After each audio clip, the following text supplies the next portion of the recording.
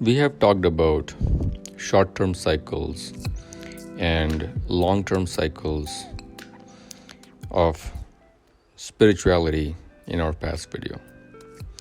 The short-term cycles are created by the Mahabhut and the Indriya, the structure and the experience of the structure. Now, short-term cycles can be thought about the interactions that the Indriyas have with the Mahabhuts. They will be the way we interact with earth, water, fire, air, and ether. Now, Pratyahara, as you remember, is the disciplined, structured experience of the Mahabhut using the Indriya. So, for earth, it will be intermittent fasting. For water, it will be drinking alkaline water, not sporadically, but in small 2 or 3 times a day. And in fire, it will be the karma that you do, hopefully nishkam karma. In the air, it will be the kumbhak or the mindfulness breathing that you engage in.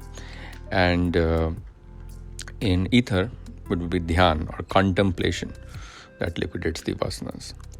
Now, the way you structure these 5 Mahabhuts in your life will distill as karma or lack thereof it and be collected in the repository of the Akashic record, which is called the Rin Anubandhan or the Karma Anubandhan, unfolding in the way you have created.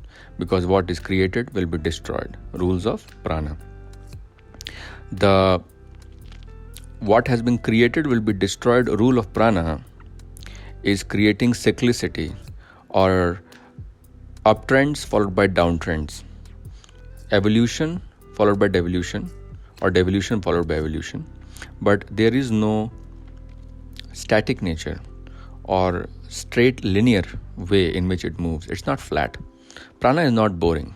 Prana is very exciting or depressing, but it's never lack of things. When there's lack of things, that state is chitta, but that again becomes over time peacefulness and bliss by introspection. So the world of prana is the world of progress and deterioration. So when we are in our spiritual paths, we will experience progress and deterioration. We will not remain static ever. When you are doing yoga and you stop doing yoga, you're not going to remain there. I have talked about the divine beings trying to autosave your progress in the past life by giving you the right birth in the right place. But that happens as an effect of the long-term cycles. That divine grace will dissolve and disappear if we continue to have lack of sankalp orientation and therefore development of shraddha or faith. Sankalp and shraddha, you start with sankalp, you end with shraddha. Shraddha you cannot just get in one day. Shraddha is very complex. So sankalp and shraddha have to eventually come in your life, and that way you will shape your short-term cycles, interaction of Mahabhut with Indriya, to decide your long-term cycles, karma bandhan and ananya cheta, ananya bhakti, creating Bhagavad Kripa. So prana world setbacks will happen.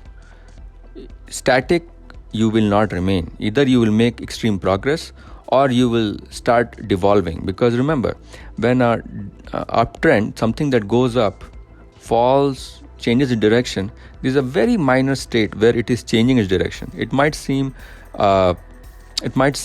static. Just like if you take a picture of a running car on the road, the picture will look static, but the car is in motion. Prana cannot remain static. Your progress will not remain in one place. Bhagavad Kripa is trying to save it as much as it can. But if your karmas are always devolving, deteriorating, in the realm of ahankar, bal, darpam, kam, krodh,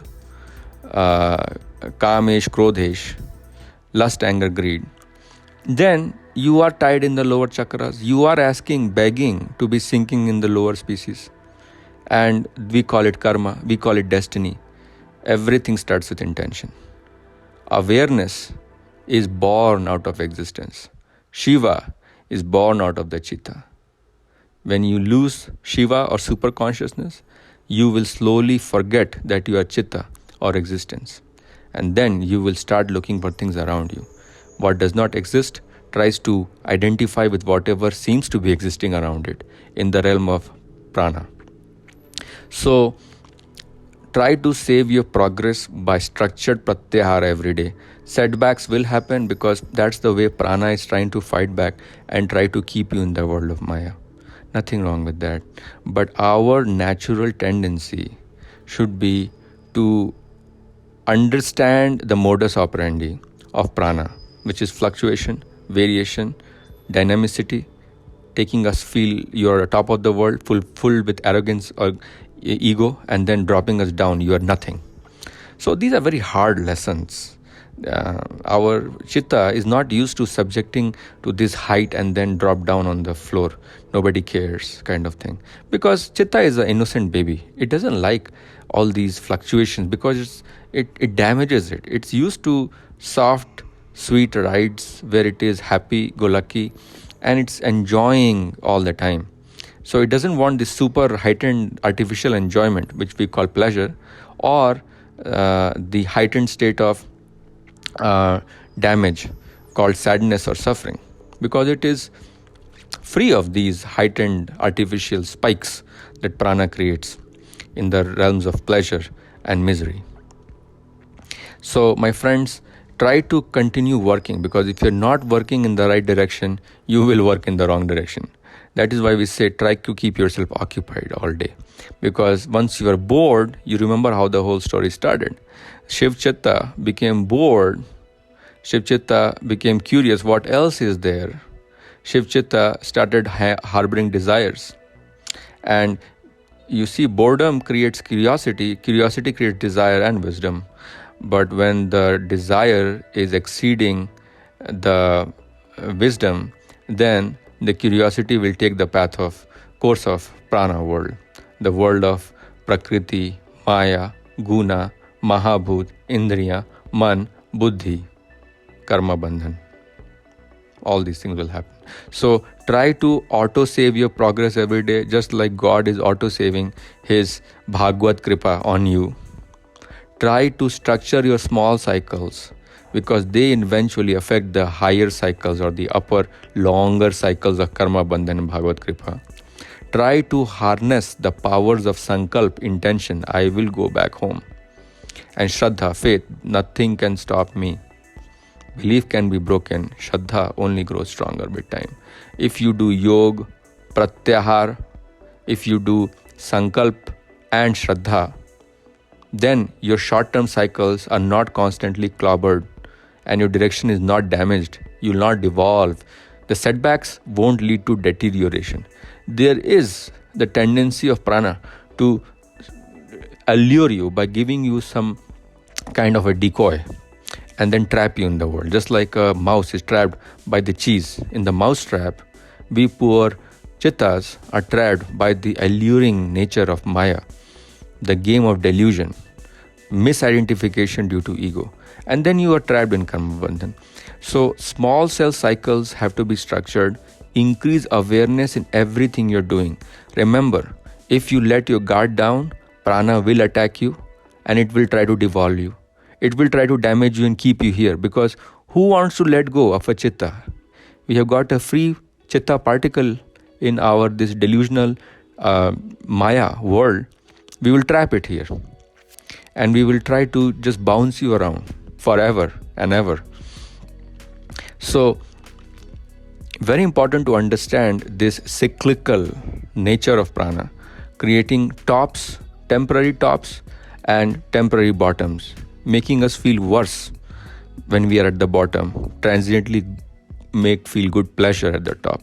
The game of the praya, the transient dopaminergic pleasures and lifelong suffering, life after life.